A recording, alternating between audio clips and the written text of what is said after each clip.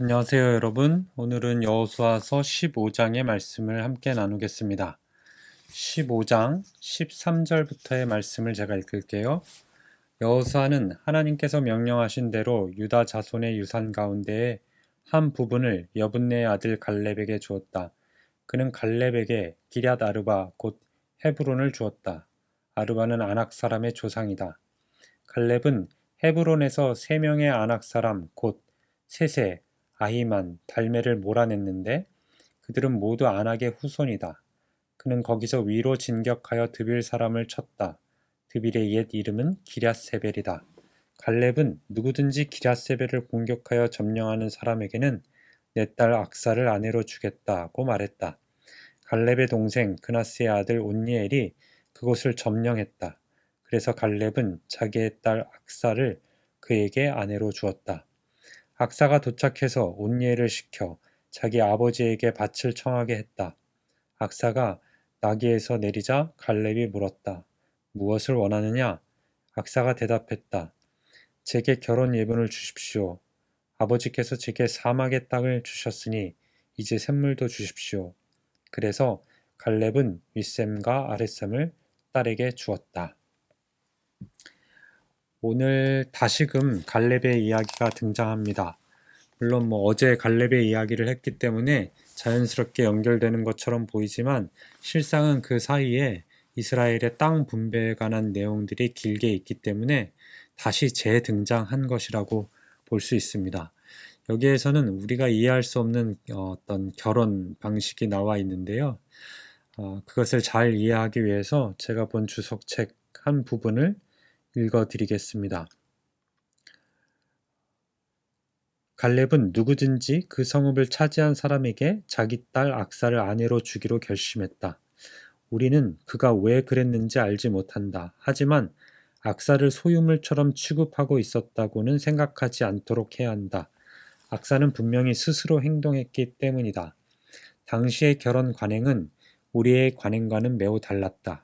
하지만 갈렙이 이렇게 자기 딸을 주기로 한 이유 중 적어도 한 가지는 딸에게 자신처럼 믿음으로 살 남편을 구해주기 위한 것이었을 가능성이 충분히 있다. 적어도 이것이 가능하다는 것은 악사와 결혼한 사람이 갈렙이 헤브론을 차지할 때 가졌던 것과 똑같은 믿음을 보여줘야 했다는 사실에 분명히 알 수 있다. 공교롭게도 이 일을 할 사람은 온니엘이었는데 그는 갈렙의 아우 그나스의 아들로 갈렙과 악사를 자기 시족의 일원으로 아는 사람이었다. 온니엘은 후에 사사기에서 구원자 중 한 명으로 소개될 것이다. 딸을 어떤 전쟁을 이긴 승리자에게 주는 그 관행에 대해서 우리가 다 지금의 생각으로 다 설명할 수는 없을 것 같습니다. 그러나 분명한 것은 지금 이러한 과정을 통해서 하나님의 구원의 역사가 또 다르게 쓰여지고 있다는 것은 신비한 일이 아닐 수 없습니다. 주석가가 이야기하듯이 갈렙이 행한 것처럼 온니엘도 그렇게 용기와 믿음을 가지고 기럇세벨로 올라가서 그 땅을 차지해야 했다라는 거죠. 그거는 어떤 전쟁의 결과물을 얻기 위해서라기보다는 그 전쟁을 시행하기 위해서는 믿음이 있어야 했고 그 믿음이라는 것은 하나님께서 그 땅을 우리에게 주시겠다고 하시는 그 약속을 믿는 믿음인 거죠. 그래서 장인의 갈렙이 그렇게 했던 것처럼 온니엘도 그렇게 해서 그 땅을 차지했습니다. 일단 땅을 차지했는데 오늘 본문에서만 보면 그 땅은 그렇게 좋은 조건의 땅은 아닌 것 같습니다. 아내가 된 악사가 아버지에게 이렇게 얘기하잖아요. 사막을 줬다. 사막을 줬다는 건 뭘까요? 다른 표현으로 이야기하면 아무 쓰잘데기 없는 땅을 주었다라고 이야기하는 거죠. 우리는 아무 쓰잘데기 없는 땅이 왜 우리에게 필요한지를 잘 알 수 없습니다. 그러나 그것들이 하나님의 역사 안에 쓰여질 때에는 우리가 찬송가의 노래 가사처럼 그 사막에서 샘이 터져나는 역사를 볼 수 있게 되는 거죠. 아무튼 그 일은 뒤로 하고, 그래서 이 가정에, 온니엘의 가정의 부인이 된 악사가 결혼 예물로 아버지에게 청하는 것이 있죠. 그것은 뭐냐면 셈을 달라고 하는 겁니다. 그리고 아버지는 기꺼이 그 셈을 내어주는데, 여러분 이때에 우리가 잘 구분해서 볼 필요가 있어요. 온니엘이 정복한 땅은 사막의 땅입니다. 거기에는 셈이 있을 수 있는 게 아니고, 악사가 결혼 예물로 원했던 셈을 달라고 한다는 건 이미 갈렙이 차지하고 있는 땅을 달라고 하는 거죠. 그러므로 갈렙과 온니엘의 경계가 전쟁으로 인해서 세워지는 그 선보다 훨씬 더 아래로 내려오고 있습니다. 이 말은 갈렙의 입장에 있어서는 자기의 소유해야 하는 땅을 양보하는 경우가 되는 거죠. 저는 여기에 우리 크리스찬들의 미덕이 있다고 봅니다.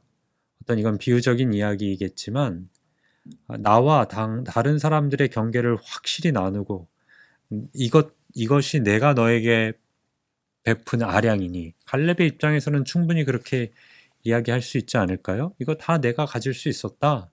그러나 그게 아니라 내가 너에게 기회를 준 거다. 너가 그 사람들을 물리치고 그 땅을 차지한 게 아니냐. 그러니까 너는 거기서 자생해라 라고 이야기할 수 있으나, 물론 거기에는 사랑하는 딸과의 관련도 있을 테니 가능했는지는 모르겠으나, 기꺼이 그 아버지가 갈렙이 온니엘에게 윗셈과 아랫셈을 양보하는 거죠. 우리가 하나님의 일을 함께 해나간다라는 것에 이러한 미덕이 오고 갈 수 있으면 좋겠다라는 생각을 해보아요. 큰 교회와 작은 교회, 이렇게 꼭 어떤 가시적인 것들을 이야기하지 않더라도 작은 부분에서라도 어떤 개인과 개인, 공동체와 공동체, 부서와 부서 간에 서로 하나님의 일을 한다라고 이야기하고 있잖아요.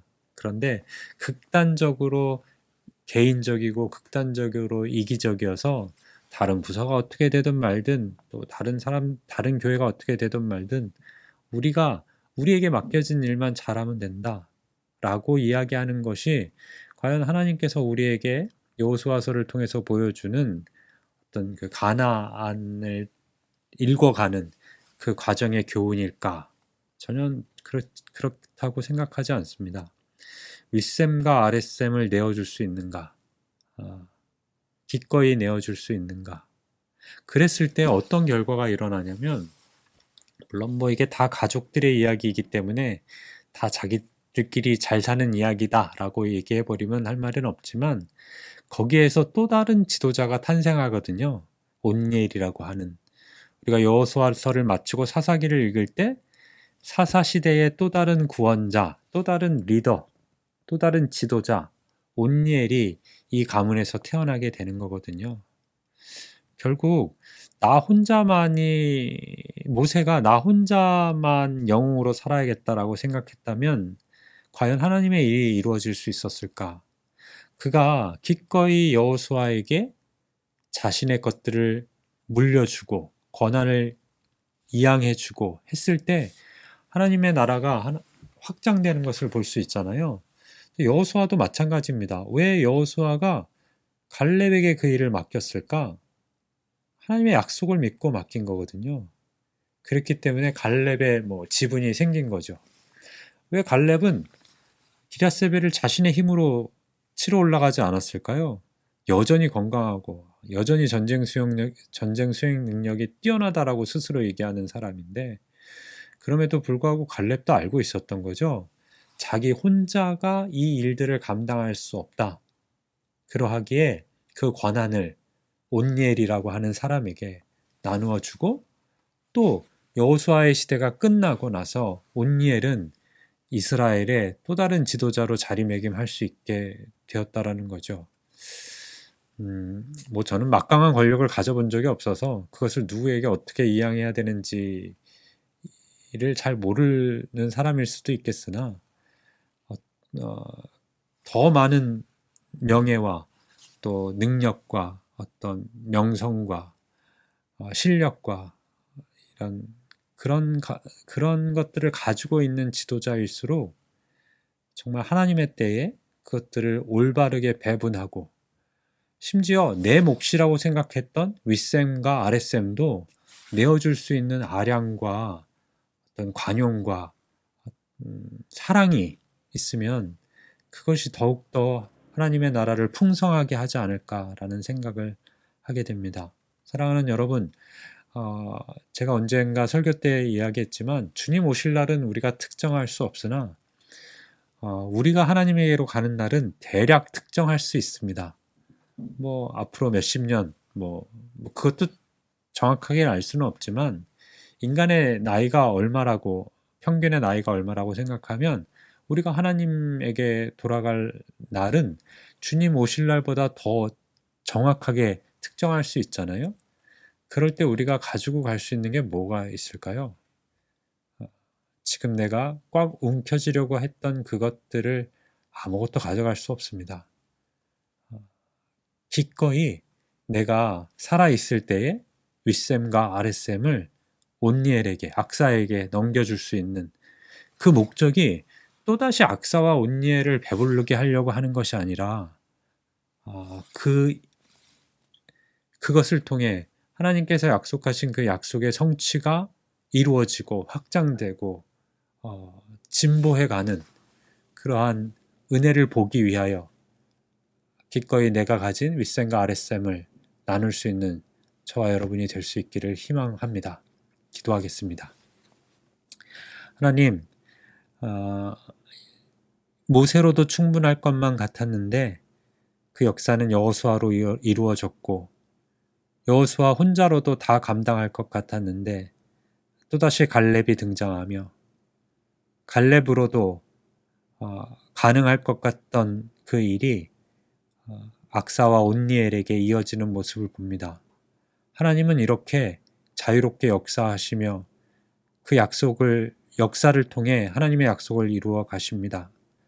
그러할 때 우리가 움켜진 우리의 손을 펴게 도와주시고 내가 지금 이 헤브론 땅을 차지할 수 있었던 것이 나의 능력 때문이 아니라는 것을 인정하면 기꺼이 기럇세벨에 목숨을 걸고 나아가 전투했던 온니엘을 위해 그 사막의 땅을 차지했던 그들에게 내가 이미 가지고 있었던 윗셈과 아랫셈을 나누어 줄 수 있는 그런 아량과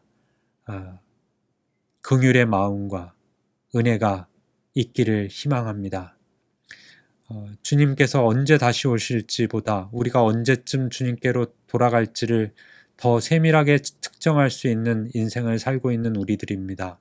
하나님, 우리가 주님의 얼굴을 배울 때 부끄럽지 않도록 우리의 일상의 삶 속에서 그 일들을 잘 감당해 나가며 살아갈 수 있게 인도하여 주시옵소서. 감사드리며 예수님 이름으로 기도합니다. 아멘.